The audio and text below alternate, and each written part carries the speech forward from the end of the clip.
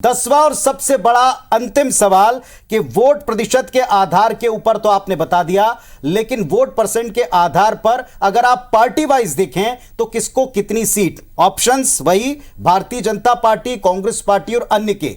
अब क्या जवाब दिया जनता ने? बिल्कुल पुनीत, यही सबसे बड़ा सवाल है। जो चुनाव भी होंगे और जो काउंटिंग होगी तो उस दिन का तो अब ये एक अंदाजा है। हम फिर जनता को बता दें कि ये 10 सितंबर तक का एक हमने सर्वे का कट ऑफ रखा था, उसमें हमने किया और लगभग 25,000 हमारा सैंपल साइज था, जो कि आप देख लीजिए हिस्ट्री में किसी का इतना बड़ा सैंपल साइज होता नहीं है।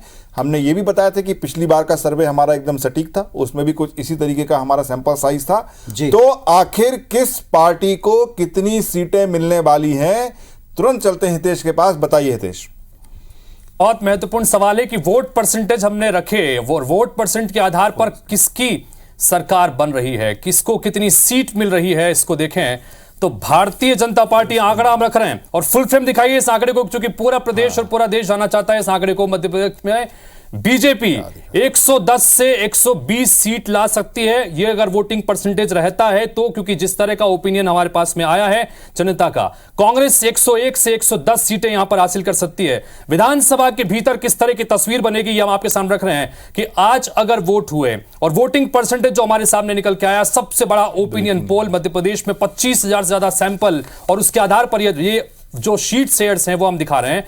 110 से 120 सीटें भारतीय जनता पार्टी के खाते में जा सकती हैं, यानी कि सत्ता के करीब वो पहुंच सकते हैं। 230 में से 116 सीट जो जीतेगा वो सत्ता की कुर्सी पर बैठेगा। तो ऐसी स्थिति में बीजेपी के चांसेस ज्यादा नजर आ रहे हैं। कांग्रेस पार्टी 101 से 110 सीट के आसपास ला सकती है, अन्य के खाते में 5 से 10 सीट जा सकती है, यानी कि अन्य का आंकड़ा एक बार फिर से महत्वपूर्ण हो सकता है अगर कहीं से बहुमत के आंकड़े तक नतीजा नहीं पहुंच पाता है तो।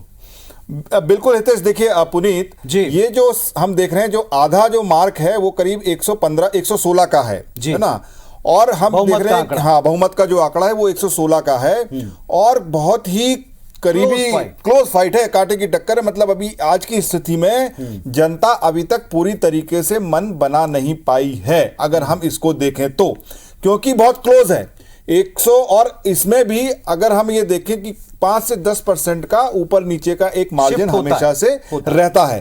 तो ये जो एक कहा जाता है कि जो फेंस सिटर जो वोटर है, जो अभी तक जिसने अपना मन नहीं बनाया है, उसका बहुत महत्वपूर्ण होगा और यही तय करेगा जो अगले आने वाले जो दो महीने हैं जिसमें कि पूरा कैंपेन शुरू होगा, चुनाव होंगे, किस तरीके की पार्टीज कैंडिडेट्स लेके आती हैं, किनको टिकट मिलता है।